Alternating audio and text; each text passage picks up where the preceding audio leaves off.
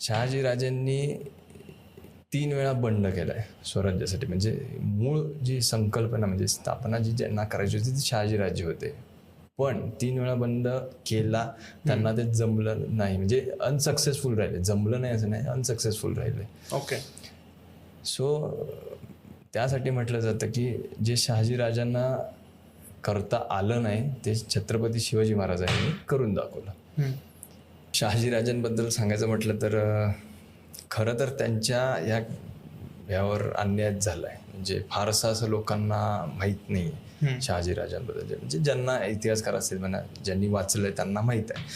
शहाजीराजे हे फार म्हणजे आपण म्हणू शकतो राजकारणी आणि योद्धा तर एकदम म्हणजे जबरदस्त कमांड असलेले. यांनी कुतुबशाही, निजामशाही म्हणजे असे ह्याच्यात कामं केलेली आहेत. आदिलशाहीला तर एकदम असं मांडीवर घेऊनच त्यांनी असं शासन केलेलं त्या काळात. म्हणजे त्या आदिलशाह लहान असताना वगैरे. तर तो अगोदरचा भाग झाला. नंतर बादशहाला सुद्धा दरारा होता की बाबा शहाजीराजे जर दख्खनमध्ये असतील तर आपण दख्खनवर कब्जा करू शकत नाही. ओके. शहाजीराजे म्हणजे एवढ्यापर्यंत शहाजीराजांचं थोर व्यक्तिमत्व हे बादशाहपर्यंत पोहोचलेलं होतं त्यावेळेला, त्या काळी. तर त्यावेळेला कारस्थानं करून त्यांना तिथनं बेंगलोरची जहागिरी दिली. नंतर म्हणजे त्यांना तिकडं पाठवण्यात आलं किंवा तुम्ही तो तिकडं सांभाळा म्हणून असं. ओके. कारकिर्दी खूप मोठी आहे त्यांची. आपण सांगाल तेवढं कमीच आहे आता. ओके. अष्टपाद्यम तु शूद्रस्य स्थेय भवते किल्विषम षौडशैव तु वैश्यस्य द्वात्रिंशत क्षत्रियस्य ब्राह्मणस्य चतुष्षष्टि पूर्णवांपी शतं भवेत द्विगुणा वा चतुष्षष्टि तदोष गुणविद्यस्ता. याचा अर्थ काय? एका शूद्राने चोरी किंवा अपराध केल्यावर त्याला 8 पटीने शिक्षा होते. तीच शिक्षा वैश्याला 16 पटीने, क्षत्रियाला 32 पटीने आणि ब्राह्मणांना 64 किंवा 108 पटीने. का? कारण ब्राह्मणांना धर्माचं ज्ञान सर्वांपेक्षा जास्त असते.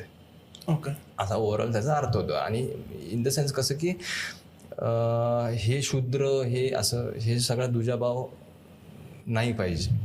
ओके. की जर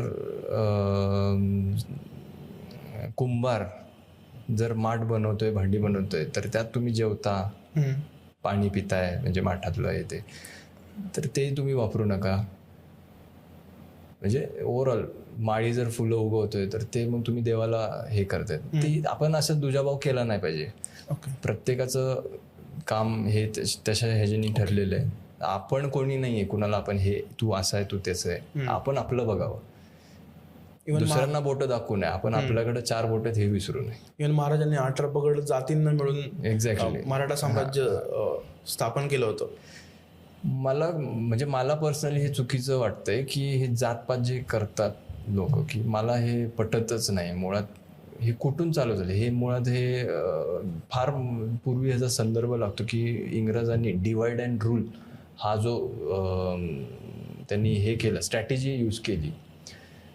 त्यावेळेला त्यांनी हे सांगितलं, हे बा हे तुमच्याबरोबर असे वागतात आहे किंवा हे असं असं. म्हणजे बरेचसे त्या गोष्टी झालेल्या आहेत. म्हणजे त्यांनी आपल्यातच फूट पाडून आपल्यालाच भांडण्यास भाग पाडलेलं आहे. ओके. सो अशा बऱ्याच गोष्टी आहेत. तर एवढंच की आपण ह्या सगळ्यापासनं सगळ्यांनाच मला स्वतःला सुद्धा मी ते समजत असं की आपण ह्या सगळ्यापासून लांब राहिलेलं कधी चांगलं. सगळे एकच आहेत, यात काय हे नाही. हिंदू धर्म आहे बास, बाकी काय नाही.